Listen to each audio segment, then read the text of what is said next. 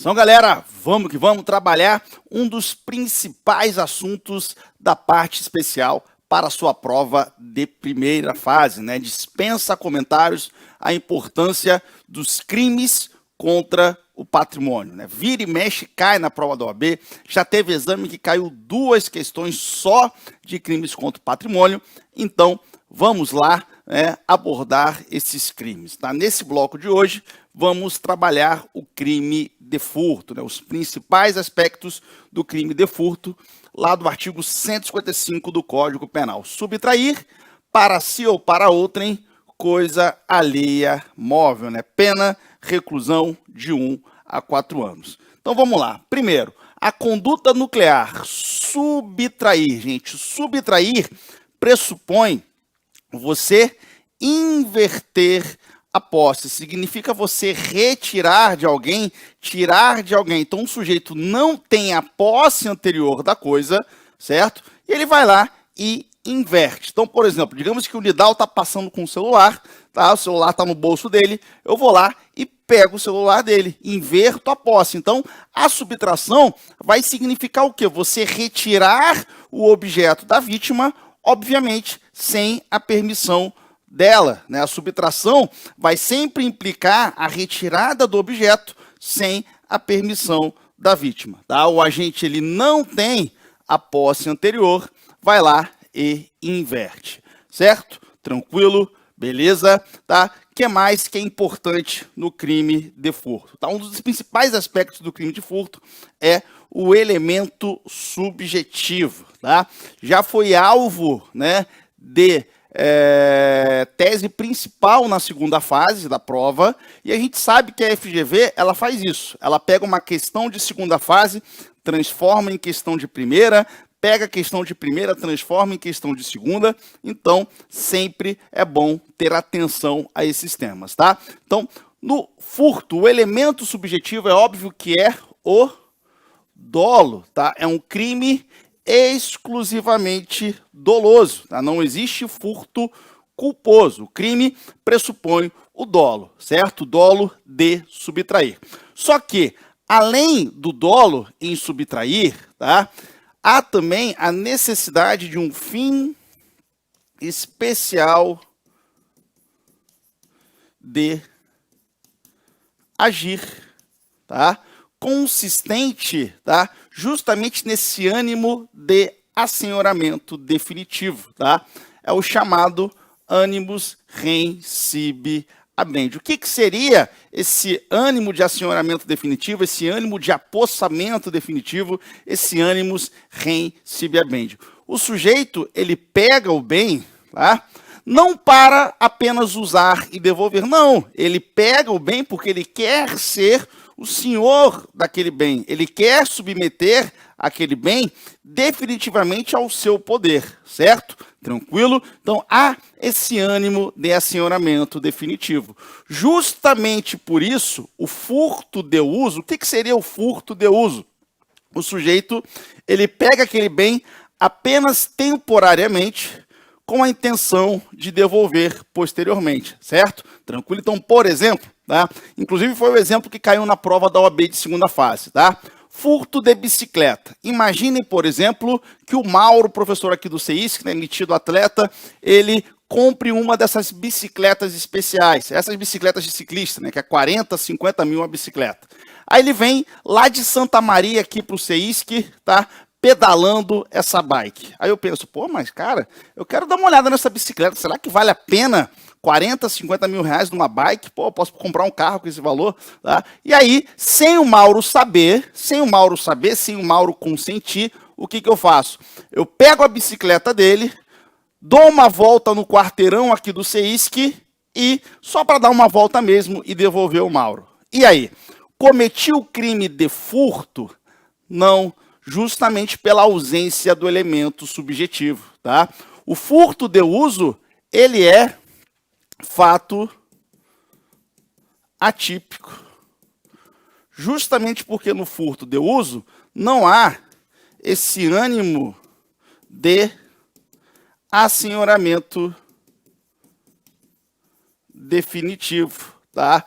justamente o agente ele usa temporariamente aquele bem para devolver. Então, gente, eu peguei essa bicicleta só para usar, ver qual é da bicicleta e depois devolver. Fui mal educado? Sim. Fui sem noção? Sim. A gente pode pegar o bem dos outros só para dar uma volta e depois devolver sem a permissão do proprietário? Obviamente que não. Só que não configura crime de furto. Certo? Tranquilo? Beleza?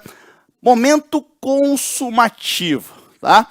Uma observação interessante do furto, antes da gente partir para o momento consumativo, olhem só, tá, a conduta do agente. Subtrair para si ou para outrem. Aqui está justamente esse ânimo de acionamento definitivo. O sujeito ele subtrai para si ou para outrem, justamente com esse ânimo de apossamento definitivo. E ele subtrai o quê? Coisa alheia móvel. Então, coisa alheia móvel, tá, é justamente o objeto material do furto. O objeto material do crime é justamente a coisa ou a pessoa sobre a qual recai a conduta do agente. No caso do furto, coisa alheia móvel. Significa o quê? Primeiro, não cabe furto de coisa imóvel, tá? Coisa tem que ser móvel. E além disso, a coisa tem que ser alheia, tá? Pertencente a outra pessoa, tá? Não existe furto, tá, de coisa própria, certo? Tranquilo, beleza? Imaginem, por exemplo, que eu, tá, pego um empréstimo no banco e eu dou um relógio de ouro como garantia daquele empréstimo. E o relógio de ouro fica lá no banco, tá? E eu vou lá e pego o relógio, tá? Eu vou cometer crime de furto? Não, porque a coisa era minha, tá? O máximo que eu posso cometer é um crime lá contra a administração da justiça, que é o artigo 346, que é subtração ou dano de coisa própria em poder de terceiro, mas furto não, tá? Beleza? Porque a coisa era minha, a coisa era própria, tá? Se a coisa for comum, por exemplo, pertencente a mais de uma pessoa, tá? No caso, por exemplo, vamos pegar lá o artigo 156 do Código Penal, tá? O furto de coisa comum. Olhem só, subtrair o condômino, coerdeiro ou sócio para si ou para outrem a quem legitimamente detém a coisa comum, tá? Nesse caso, se a coisa é comum, o crime também não é de furto. No máximo ali é o crime do artigo 156, tá? E além disso, coisa abandonada, tá? Coisa abandonada. O sujeito lá que pega coisa abandonada. Será que comete o crime de furto? Tá? Coisa abandonada. Será que ele comete o crime de furto? Então imagine, por exemplo, que o Nidal, ele tem um iPhone 13, tá? Beleza? Ele vai lá e compra um iPhone 16, né? Esse mais novo agora, tá? E ele pega o iPhone 13 e joga no lixo aqui do CEISC. Joga no lixo, jogou no lixo lá. Eu vou lá e pego o celular dele. E aí, estou cometendo um crime de furto? Não, porque a coisa estava abandonada, tá? A partir do momento em que ele abandona o objeto e outra pessoa vai lá e pega, essa pessoa que pegou, ela adquire a propriedade daquele objeto. Tem até um instituto lá do direito civil chamado Instituto da Ocupação, tá? Então, nesse caso, eu não cometi crime nenhum, tá? Fato é atípico. Ah, mas e se a coisa era perdida? Digamos que o Nidal, na verdade, ele não abandonou esse celular. Ele simplesmente deixou em algum lugar, perdeu aquele celular. E aí? Eu vou lá e pego e não devolvo ao legítimo proprietário. Será que eu estou cometendo um crime de furto? Uma coisa é coisa abandonada. Coisa abandonada, o fato é típico. E a coisa perdida, tá? Cuidado que a coisa perdida, eu tenho um crime também patrimonial, só que não é crime de furto, tá? É o crime de apropriação de coisa achada, lá do artigo 169, parágrafo único, inciso 2º. Olhem só, apropriação de coisa achada, tá? Quem acha coisa alheia perdida e dela se apropria total ou parcialmente, deixando de restituir ao dono ou legítimo possuidor ou de entregá-la à autoridade competente no prazo de 15 dias. Tá? Então, nesse caso, o celular do Nidal está perdido, não está jogado no lixo, mas está perdido, e eu vou lá e pego, tá? Eu não cometo crime de furto, mas eu tenho, tá, apropriação de coisa achada. Tá? Cuidado com aquele ditado, né? Já viu aquele ditado? Achado não é roubado, tá? Realmente, achado não é roubado, mas pode configurar o crime de apropriação de coisa achada lá do artigo 69, parágrafo único, inciso 2º, tá? Como aspectos gerais, tá? Enfim, falamos aí da conduta nuclear, falamos do elemento subjetivo, falamos do objeto material. Para finalizar, tá? Eu queria falar do momento consumativo, tá? Já caiu na prova da OAB, tá? No 41º exame de ordem, caiu pergunta sobre o momento consumativo do furto. Então vamos ter atenção ao momento consumativo, tá? Qual que é o momento consumativo do furto? Qual que é a teoria adotada, tá? É a teoria da Amócio, também chamada de teoria da inversão da posse, tá? O crime de furto está consumado quando há inversão da posse. No momento em que o agente inverte a posse, o crime de furto está consumado, independentemente de posse mansa, pacífica ou desvigiada. Ainda que ele tenha sido perseguido e a coisa tenha sido recuperada logo depois, não interessa. O crime de furto está consumado. Vamos dar um exemplo, tá? Imaginem que eu no CEISC, eu vou lá e subtraio o telefone do Nidal, tá? Saio do CEISC aqui, tá? Na rua, eu ando 50 metros, a brigada militar já me prende em flagrante, tá? E o bem é recuperado e devolvido ao Nidal. E aí? Furto tentado ou furto consumado? Furto consumado. No momento em que eu inverti a posse, tá? O crime de furto está consumado. Certo? Tranquilo? Qual que é o cuidado? Tá? Cuidado que, às vezes, na prova da OAB, cai questão que mescla parte geral e parte especial. Às vezes, numa mesma questão, o examinador da OAB, ele vai mesclar, ele vai colocar parte geral e parte especial. Quer ver um exemplo? Vamos dar esse exemplo do celular, que fica bem fácil a gente visualizar. Tá? Imaginem que eu pego o telefone do Nidal, levo para casa, moro aqui pertinho do CEISC, moro pertinho do condomínio, que eu moro pertinho aqui do CEISC, tá? Chego em casa, a Bruna, minha esposa, fala: Arnaldo, você tá maluco? Tá? Como é que você pega o telefone do Nidal assim, tá maluco, cara? O cara é teu parceiro lá do CEISC, teu chefe, teu compadre, vai lá e devolve agora. Eu não quero saber, vai lá e devolve agora. E aí, meia hora depois, eu venho aqui o CEISC arrependido e devolvo o telefone para o Nidal, tá? Devolvo voluntariamente para o Nidal. E aí? É desistência voluntária, arrependimento eficaz ou outro instituto? Cuidado que nesse caso, tá? Eu não tenho o artigo 15 do Código Penal. O artigo 15 ele fala na desistência voluntária e no arrependimento eficaz, tá? Só que qual que é o cuidado? Desistência voluntária e arrependimento eficaz são institutos que cabem antes da consumação. Como assim? Na desistência voluntária, o sujeito inicia a execução e abandona a execução por conta própria, por vontade própria, né? Por um ato voluntário, ele deixa de prosseguir na execução. No arrependimento eficaz, o sujeito até esgota a execução, mas normalmente por uma conduta positiva consegue evitar o resultado. Vejam que nos dois, tanto na desistência voluntária quanto no arrependimento eficaz, eu não tenho resultado, eu não tenho a consumação. Tá? Nesse caso do furto, eu tive a consumação, porque no momento em que eu inverti a posse, eu consumei. Tá? Vejam, eu não tenho nem desistência voluntária, nem arrependimento eficaz, mas eu posso falar no artigo 16 do Código Penal, no arrependimento posterior. Isso já caiu na prova da OAB. Tá? Nesse caso, como eu devolvi, tá? É por um ato voluntário, beleza?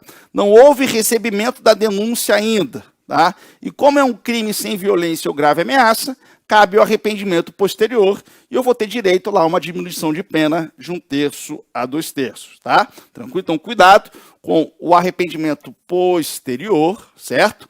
E um outro cuidado também, que foi justamente esse que caiu na prova da OAB, do 41º exame, muita gente ali se confundiu, tá? Cuidado, por exemplo, no furto cometido dentro de um estabelecimento comercial, tá? O furto cometido dentro do estabelecimento comercial não cabe alegação de crime impossível, tá? Nós temos inclusive a súmula 567 do STJ, que fala que a existência de vigilância, de sistema de monitoramento, de câmeras, por si só, não torna impossível a consumação do furto. Só que um outro cuidado, além desse, da inviabilidade do crime impossível, tá? Cuidado que quando você fala de furto em estabelecimento comercial, você só pode falar em consumação no momento em que o sujeito sai das dependências do estabelecimento comercial, certo? Tranquilo? Porque só nesse momento ele inverteu a posse, tá? Então, a questão, ela fala de um sujeito lá, por exemplo, que pegou um bem lá do estabelecimento comercial, passou ali pelo caixa, tá? Não tinha saído ainda, sem pagar, obviamente, não tinha saído do estabelecimento comercial e antes de sair, tá? Foi preso lá pelos seguranças, tá? E aí, o que eu tenho? Furto tentado, não houve a consumação porque ele não inverteu a posse, ele não saiu das dependências do estabelecimento comercial. Então, cuidado com isso, certo? Tranquilo? Com isso, a gente encerra, tá, os aspectos aí mais gerais do crime de furto. Vamos lá para algumas circunstâncias especiais, tá? Primeiro, o crime de furto, tá lá no caput. Logo abaixo, no parágrafo 1º, tá, nós temos uma causa de aumento de pena, tá? O famoso furto majorado, o furto cometido durante o repouso noturno. Então, o parágrafo 1º diz lá, a pena aumenta-se de 1/3 se o crime é praticado durante o repouso noturno, tá?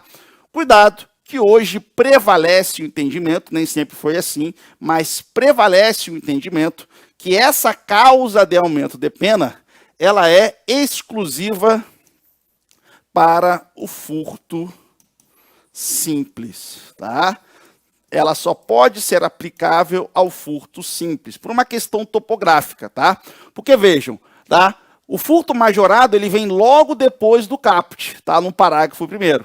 O furto qualificado começa bem depois, começa lá no parágrafo 4º, tá? Então, por uma questão topográfica, o parágrafo 1º, ele só pode ser aplicado àquilo que vem antes, no caso, o furto simples, tá? Então, é esse o entendimento que prevalece, tá? Não cabe a aplicação dessa causa de aumento de pena para o furto qualificado, tá? Tranquilo? Beleza? Então, cuidado, mas muito cuidado com isso. Furto privilegiado. Se o agente é primário e a coisa subtraída é de pequeno valor, ele tem direito ao furto privilegiado, lá do parágrafo 2º. Então, são dois requisitos.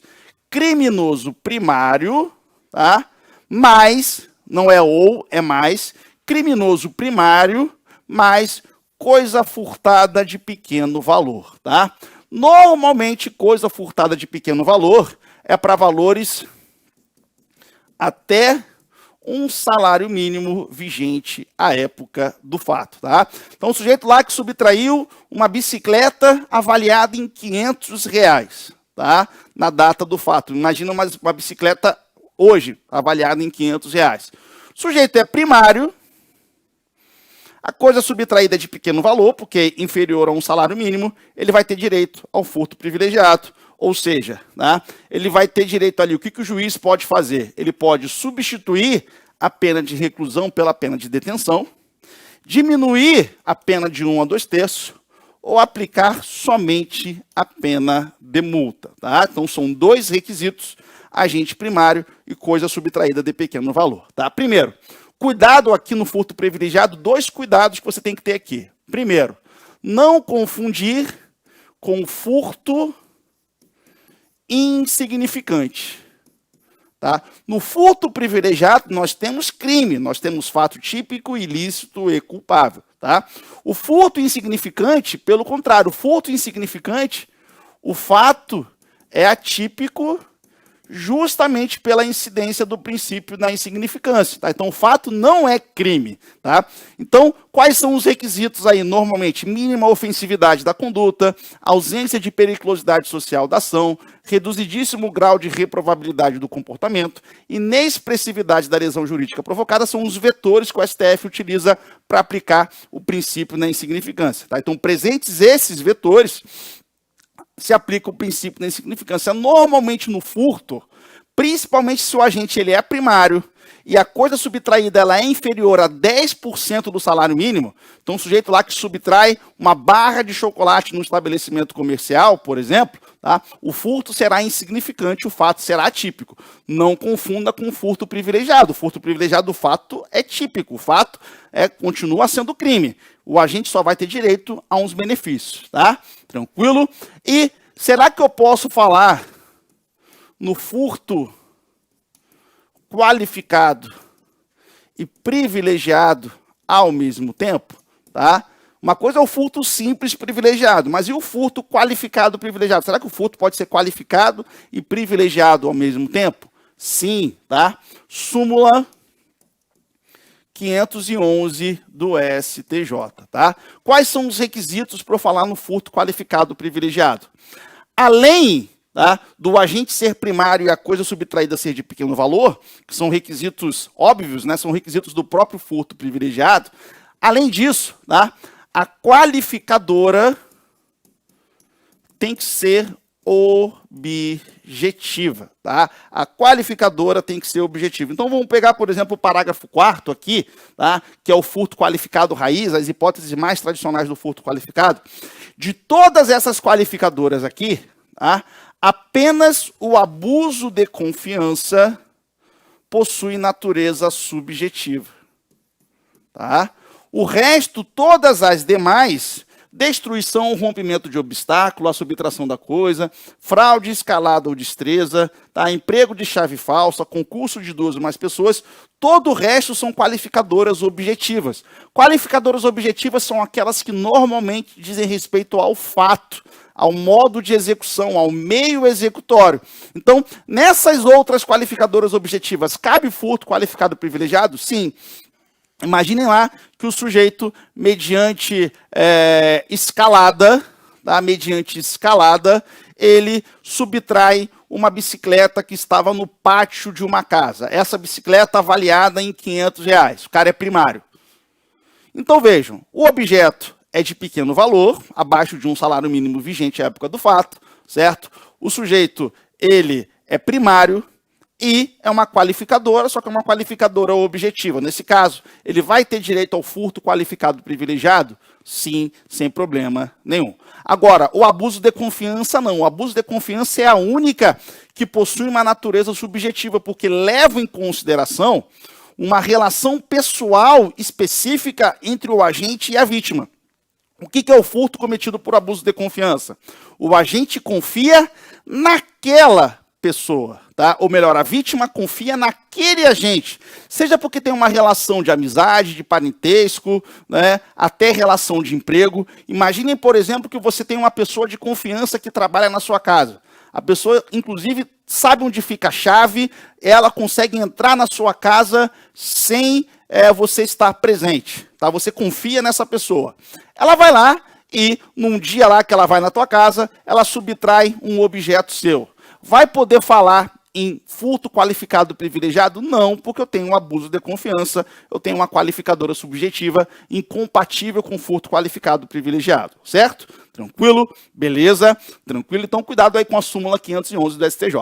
Já falando, então, no furto qualificado, tá?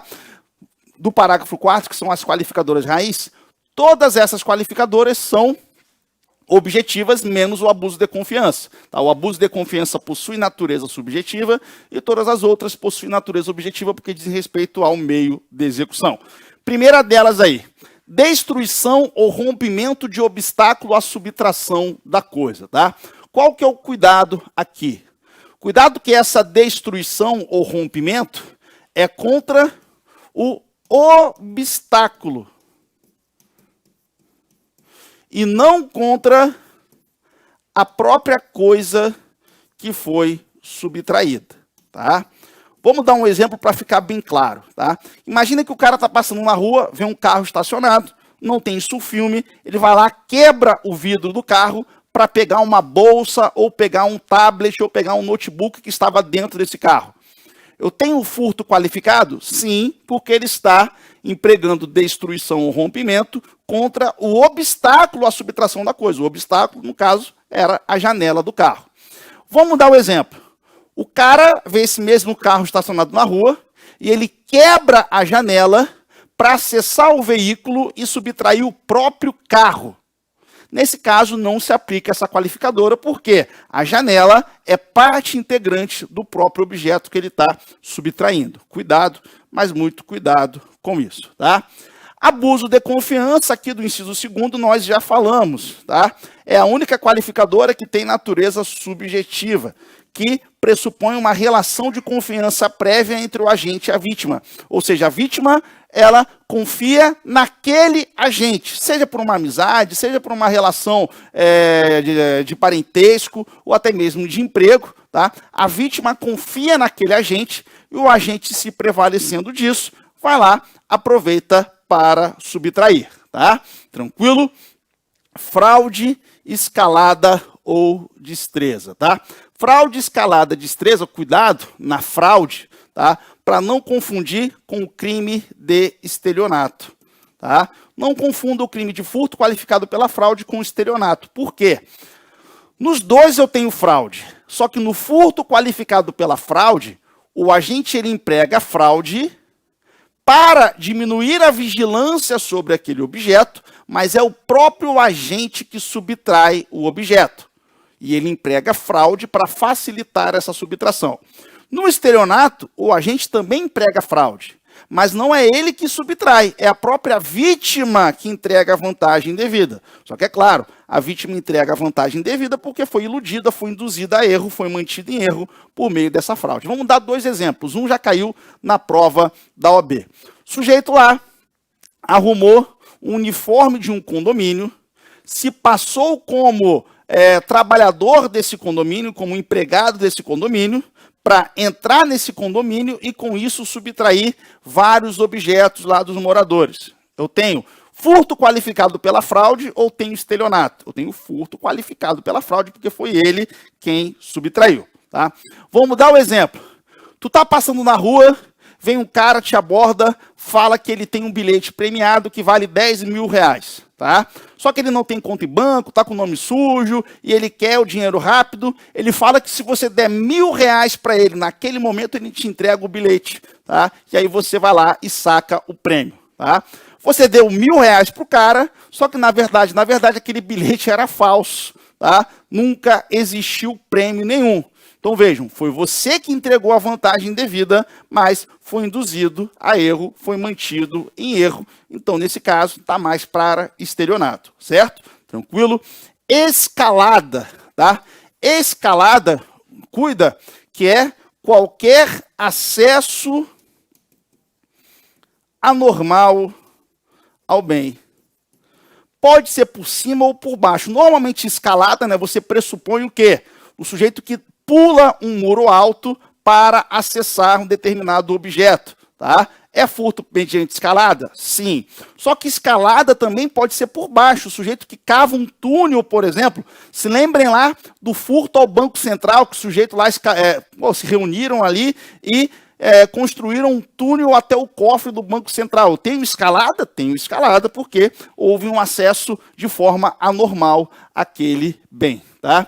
Destreza. Destreza, gente, nada mais é do que uma habilidade manual do agente e ele consegue subtrair aquele bem sem que a vítima perceba, tá? Normalmente o bem vai estar junto ao corpo da vítima, então imagine um relógio, uma pulseira, uma carteira, tá? E o sujeito ele emprega essa destreza e consegue subtrair aquele bem sem que a vítima perceba, tá? Cuidado, que se a vítima perceber, eu não tenho essa qualificadora, tá?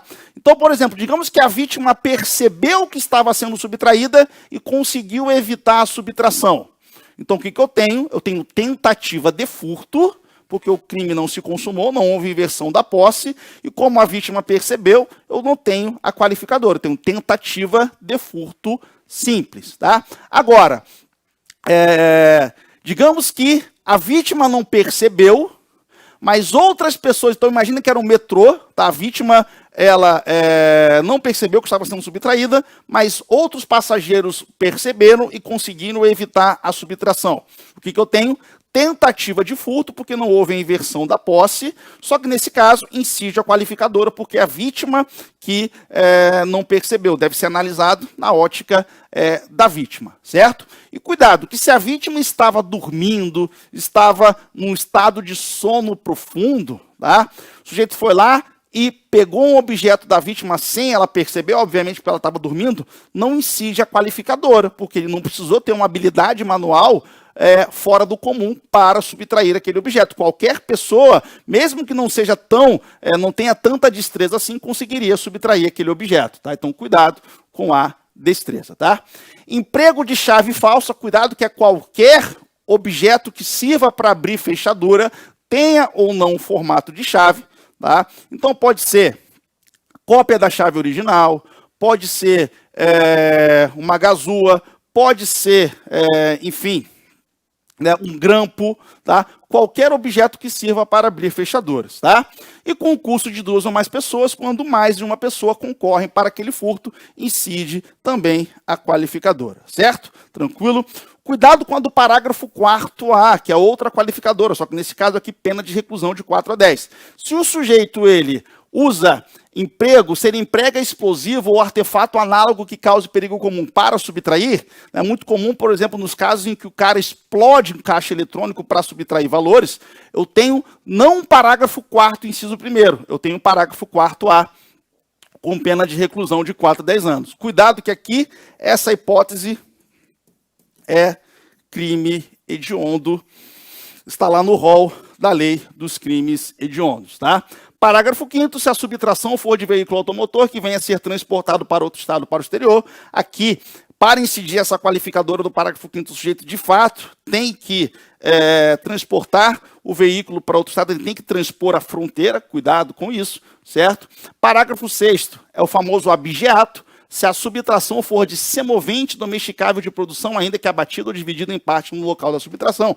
Imagine que o sujeito lá invade uma fazenda vizinha e subtrai gado lá do fazendeiro. O que eu tenho?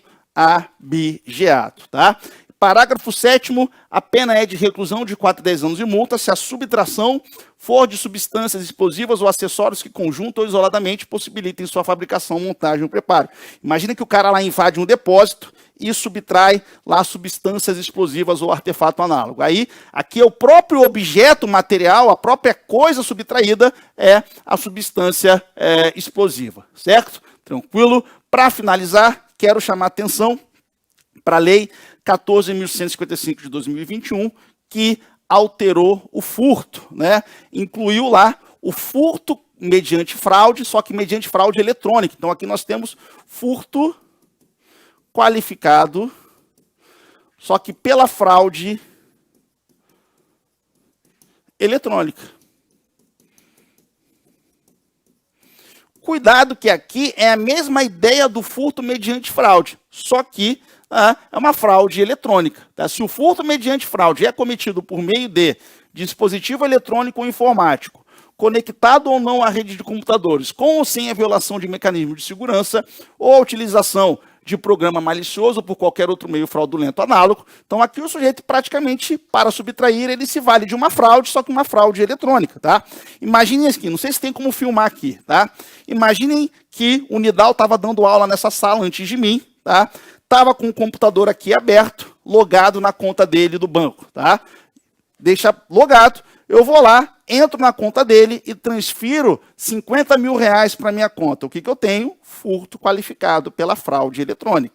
certo? Tranquilo, estou me valendo de uma fraude, né, estou me passando pelo Unidal, e uma fraude eletrônica porque eu estou usando dispositivos eletrônicos, tá? Tranquilo? E cuidado com o parágrafo 4º C, que tem aumento de pena específico para o furto qualificado pela fraude eletrônica. A pena aumenta-se de 1/3 a 2/3 se o crime é praticado mediante utilização de servidor mantido fora do território nacional, e a pena aumenta-se de 1/3 ao dobro se o crime é praticado contra idoso ou vulnerável. Beleza? Tranquilo? Ficamos por aqui. Até a próxima oportunidade. Valeu!